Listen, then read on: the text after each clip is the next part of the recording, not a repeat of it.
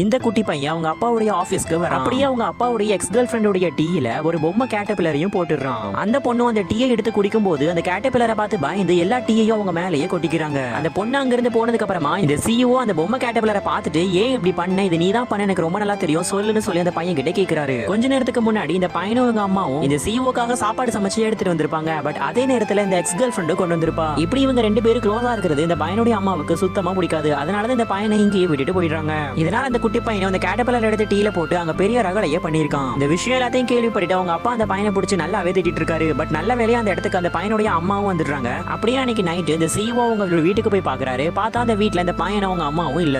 ரெண்டு பேரும் அவங்க திங்ஸ் எல்லாத்தையும் பேக் பண்ணிட்டு இந்த பொண்ணோட ஃப்ரெண்டு வீட்டுல போய் ஸ்டே பண்ணிட்டு இருக்காங்க. இந்த சிச்சுவேஷன்ல சடனா இந்த பொண்ணுடைய அப்பாவுக்கு உடம்பு சரியில்லாம போயிடுது. இவருக்கு உடனே சர்ஜரி பண்ணி ஆகணும், இல்லனா இவருடைய உடல் ரொம்பவே மோசமான நிலைமையில இருக்குன்னு சொல்லிடுறாங்க. பட் இந்த விஷயம் எல்லாத்தையும் கேள்விப்பட்டு இந்த சிஇஓ ஹஸ்பண்டும் ஹாஸ்பிட்டலுக்கு போய் அவங்க வைஃபையும் பாக்குறாரு. இந்த வைஃப் பொண்ணு இதுக்கு முன்னாடி இவ்வளவு அழுது இவர் பார்த்திருந்திருக்கவே மாட்டாரு. சரி நான் உங்களுக்கு ஹெல்ப் பண்றேன்னு சொல்லி அந்த கிராண்ட்பாவுடைய ஆபரேஷனுக்கான பணத்தையும் ரெடி பண்றாரு.